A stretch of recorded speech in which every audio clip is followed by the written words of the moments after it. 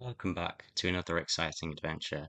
Today I'm in Norwich, a cathedral city and the county town of Norfolk. Just ahead of me you can see the very impressive town hall, which dates from 1938 and is built in an Art Deco style.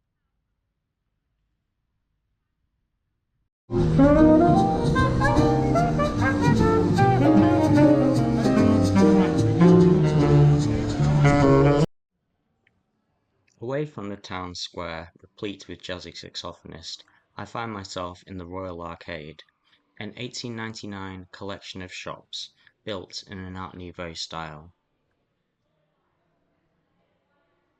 This is probably the nicest arcade I've visited in Britain, even more so than the Burlington Arcade in London. I particularly like the names of some of the shops, which have funny puns, including this one that's Yarm, similar to Yum. My girlfriend stopped in one of them for a bite or 20 to eat. The town is dominated by an enormous Norman castle and cathedral. We're going to see both, but we'll start with the castle. Today the castle proper is undergoing extensive renovation work. However, this is a place where Norwich Museum can also be found. The museum reminds me a bit of Bristol Museum or Manchester Museum. It has a very odd collection, some history items such as these golden torques, and this, one of the Iceni helmets from before the Romans came to Britain. But alongside this is also an art gallery showing pictures of rural life in Norwich. Paintings commissioned by rich industrialists and the well-to-do from the 19th and 18th centuries, and also portraits of the local aristocracy. East Anglia has a long tradition of landscape painting, which includes artists such as Gainsborough and Constable, who lived relatively near to Norwich. One of the lesser-known painters who I was excited to discover was John Crome. He was Norwich born and bred and painted local buildings such as these. The houses in Essex, where I live, have a very similar form of construction. Even the churches look similar too.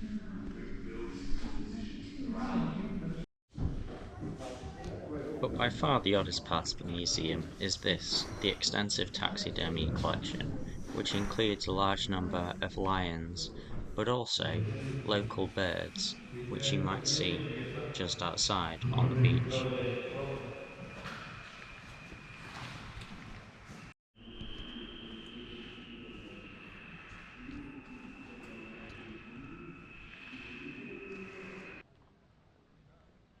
Alongside the arcade which we saw earlier, Norwich is home to a large array of shops. The most famous is probably this department store here, known as Gerald's. This odd mix of antique shops, small cafes, and churches reminds me a lot of other cathedral towns such as York or Winchester. My next stop is the Plantation Garden in a local park. Built in the 19th century in a disused quarry by a local shopkeeper, the park has many unusual features.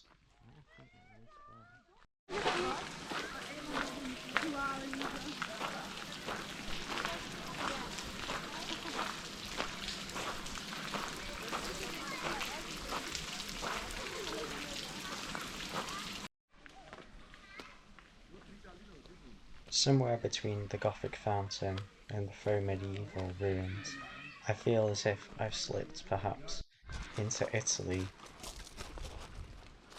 rather than just England on a sunny August day.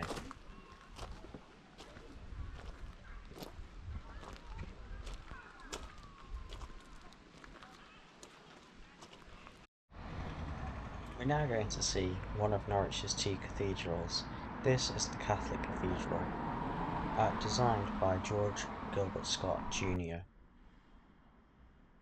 Although it looks old, it dates from the late 19th/early 20th centuries.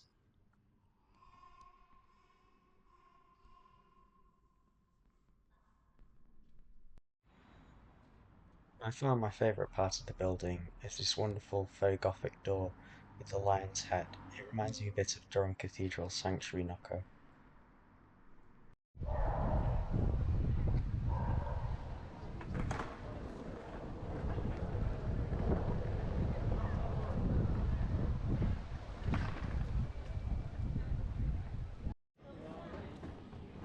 We're now heading back through the town to see the main cathedral. This cathedral is much older and dates back as far as the Norman conquest, or possibly even further if you count the buildings that previously stood on the site.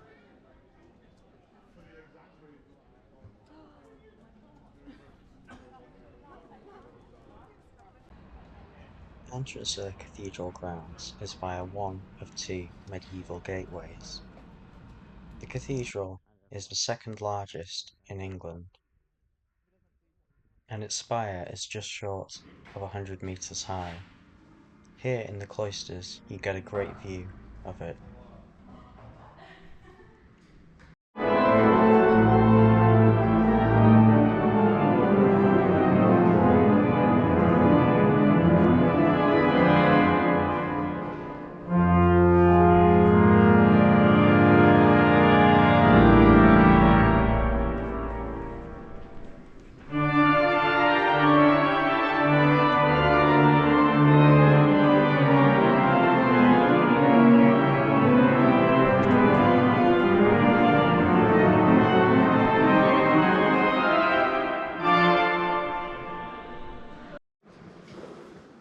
There's something lovely about being in a cathedral, listening to a Bach fugue played on the organ while standing underneath a large fan-vaulted ceiling.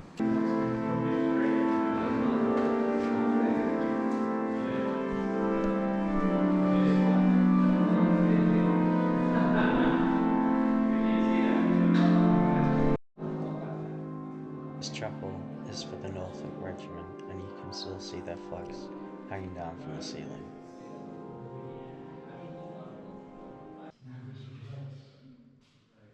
Upstairs we have the church's treasury, consisting of chalices and other implements used in the church rituals. But additionally, we have some treasure you may not have noticed. Here we have some of the few surviving medieval wall paintings in the cathedral, dating from before the Reformation.